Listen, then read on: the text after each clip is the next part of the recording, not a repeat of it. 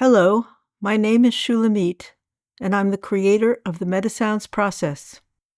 Every Sunday at noon, I host a Zoom meeting for us to explore wisdom teachings and experience the healing power of MetaSounds.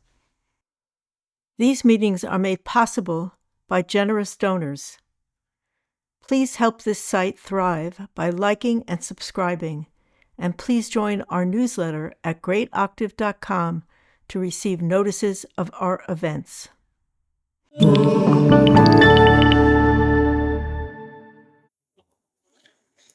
Okay, welcome everybody.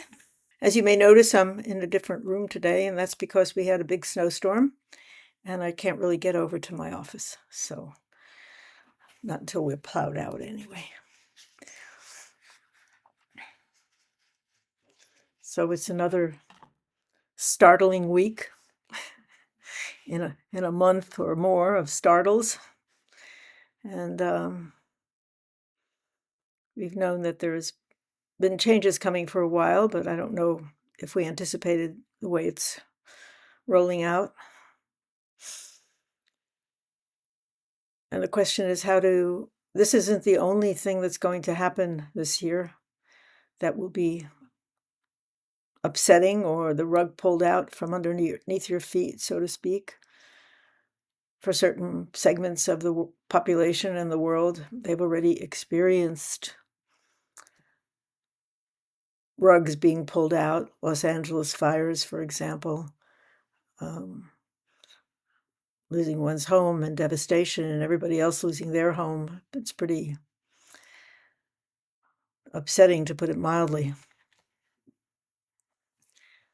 So once again, we have ways that we live that constitute, we work, we have pleasures that we pursue, friends, dinners, streaming videos, travel, shopping, things that we do that we enjoy, but are also distractions. But sometimes there are no distractions from what's happening. There's no way to move around it or avoid it. So it's kind of interesting because when things are going well, which of course every life has challenges, sometimes very, very serious challenges, but the world was kind of steady and predictable, and we liked, well, I can't speak for everyone, but I think most people felt okay about their circumstances. Obviously, some certain segments of the population did not. Now things are going to be reversed, where things are uncertain. They're not predictable. They're not,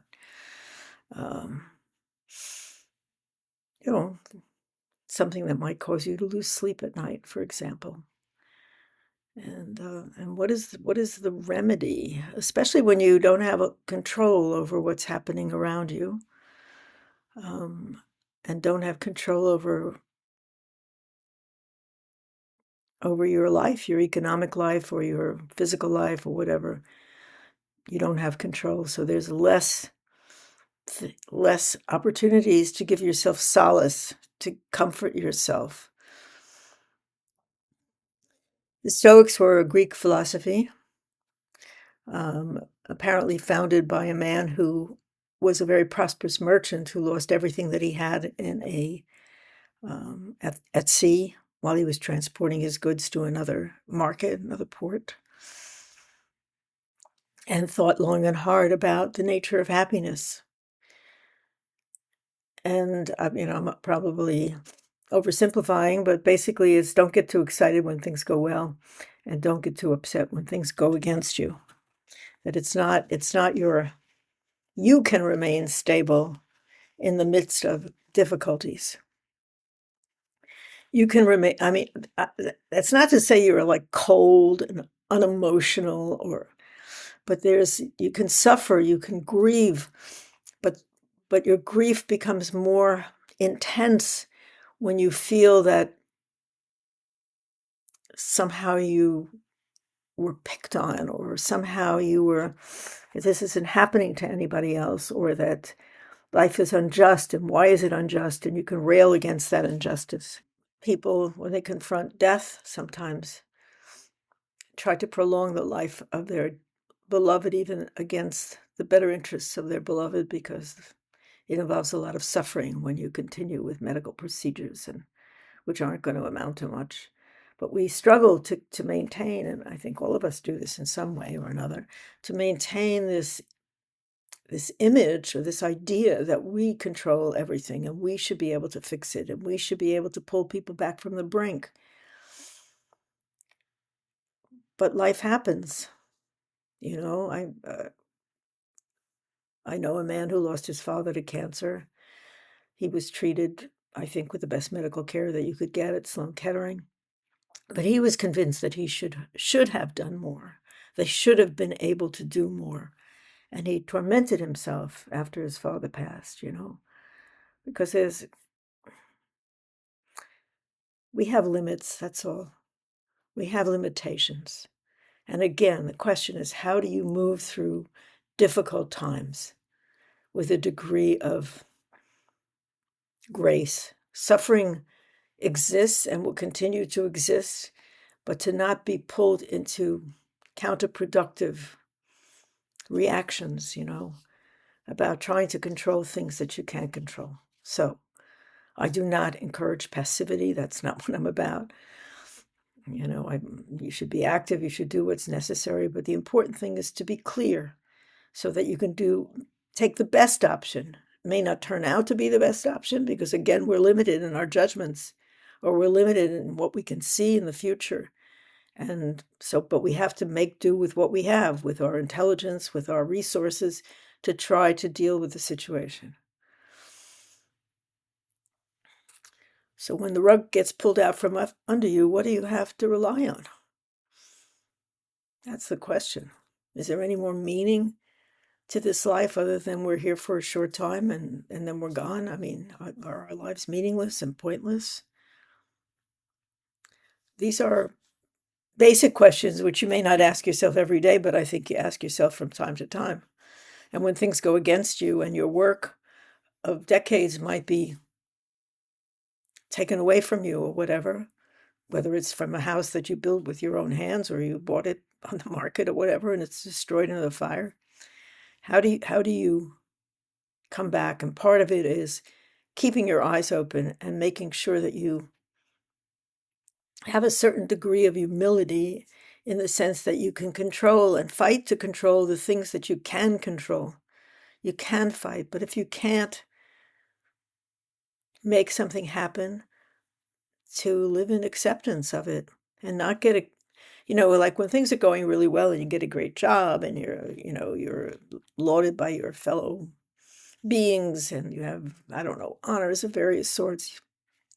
Most of the time you think, oh, bye, I'm pretty great. I figured this out.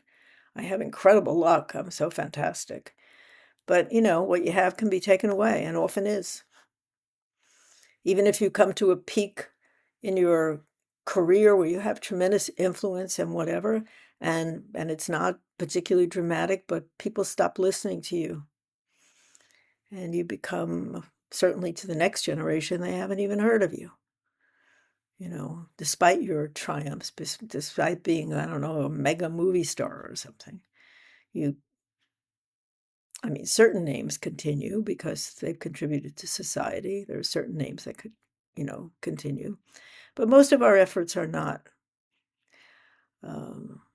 going to outlive us, except in the memories of our heirs. And even they pass, and then the next generation doesn't know you had existed or you had any struggles. So there's a humility. It doesn't mean that your life has less meaning. It just means that you look at life as best as you can. Clearly, you have some control, and you have to exercise that control through will and discipline and hard work. But sometimes you have no control. And in that case, you have to be humble. Keep your eyes open. Watch to see what's going on. See if there's an opening for you somewhere. And then you can act on it. But the other side of it is to live with decency and kindness and carrying a principle forward, because this time of upset is going to end one day. I can't tell you when, but it's going to end. There's a complete reordering of the world, and it's environmental, political, and technological. It's a complete reordering, and it's not recognizable particularly. So again, don't get excited when things are going great and think you're the cat's meow, and don't fall apart when you're despised by others for whatever. You have to come to the center and you have to know your connection. Now, I personally am a person of faith, and that has given me a lot of strength. And even if it didn't give me a lot of strength, I'm still a person of faith. And I've had shit happen to me that's not very nice. And I suffered, and like everybody would suffer in the same circumstance. But I'm not confused. I'm not bitter. I'm not thinking I was picked on. I'm not thinking that my fate or my life is bad, you know? So that allows me to continue more with the spirit of a young child, which is alive, alive to possibility, alive to new adventures, alive to responding. Because if you get stuck in the past, I don't mean that, again, it's not like you don't have a past. You definitely have a past. It definitely has influenced what you have today. But you don't have to carry it around like heavy bags, Every relationship, every new opportunity, you carry your suitcases with you so you can make sure that you can protect yourself. In spiritual life, in spiritual ascension, the awakening of consciousness, the awakening of the connection to nature and the cosmos, that's all something that actually kind of happens naturally if you live long enough and don't fight it. But it's like consciousness is, think of it this way, when you were a toddler, and then when you were a baby, you were like comforted in your mother's arms, then you become a toddler, you become a terrible twos, you start screaming and whatever. That's a result of a change in consciousness. You may not realize it at the time. But a 5-year-old is different than a 10-year-old in terms of their understanding.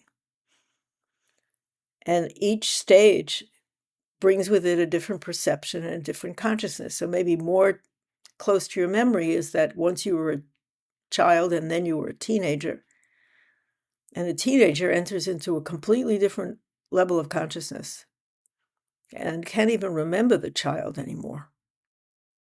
I mean, they spent 12 years as a child, and now they're a teenager. They're different. They have, breasts and secondary sex characteristics and whatever. That's a physical change, but it brings about a change in consciousness and an understanding. Then you get out of school and you go to work, and that's another consciousness. Mostly you stay in, I don't know, for a period of time, longer for most people, 20 years or something. You stay in that level of consciousness of working. You adapt to the working environment. You adapt to society. You adapt, and you become hopefully a productive citizen and whatever. But when you get old, that stops because something new wants to come in. Another level of consciousness. It's not weird. It's natural. Another level of consciousness that brings you to a greater understanding of your role, your insignificant and yet significant role in the human story.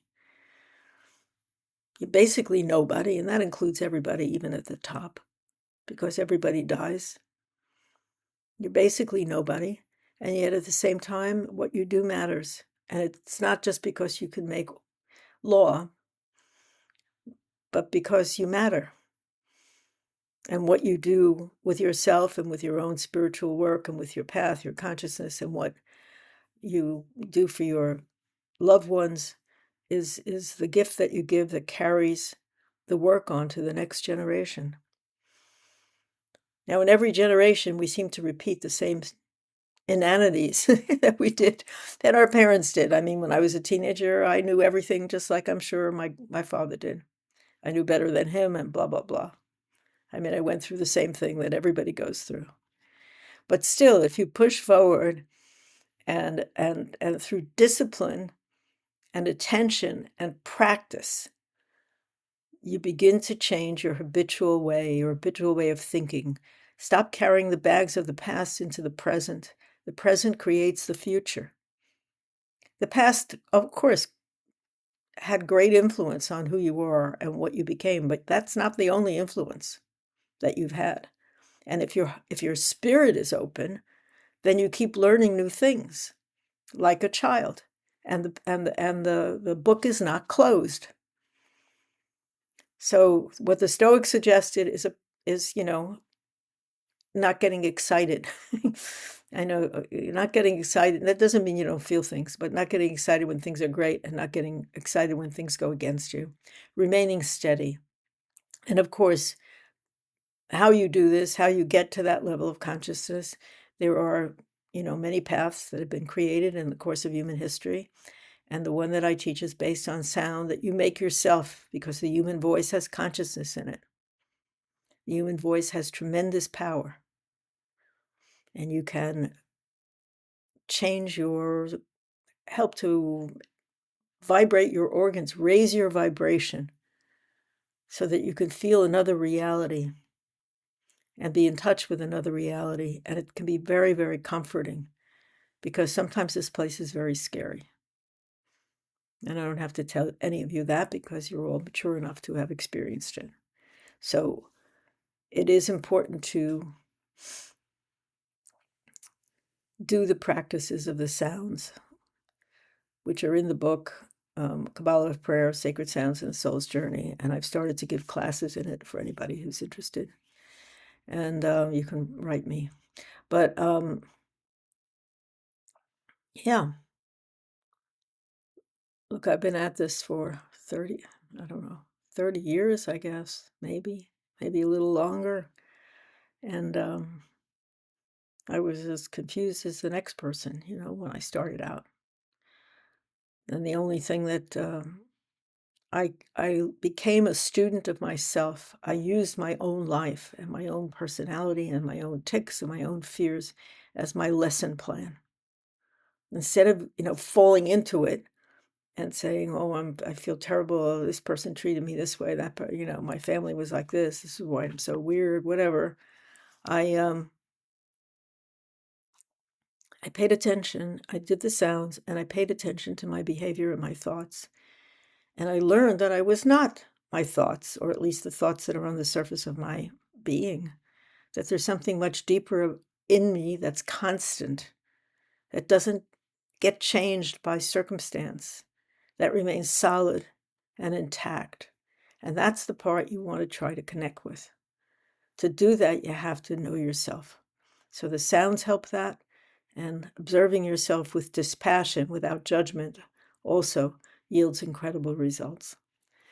So hold on to your hat. This is really a roller coaster. And remember to laugh.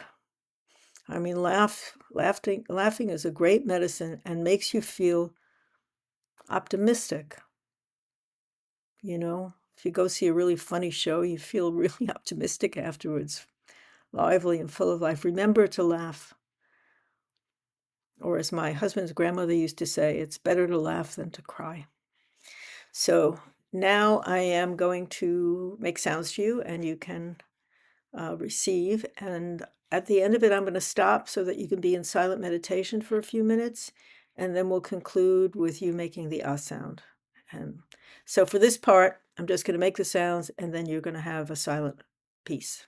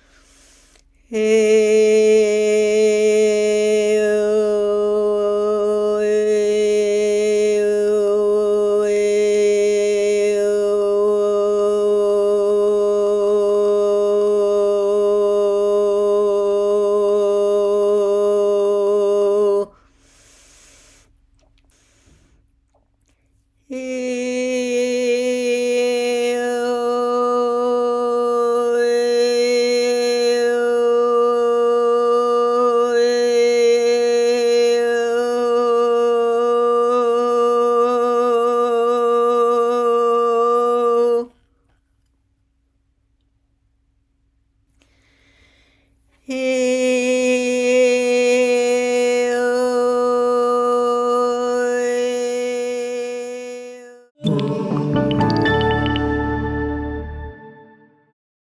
you for joining me today and being part of our community.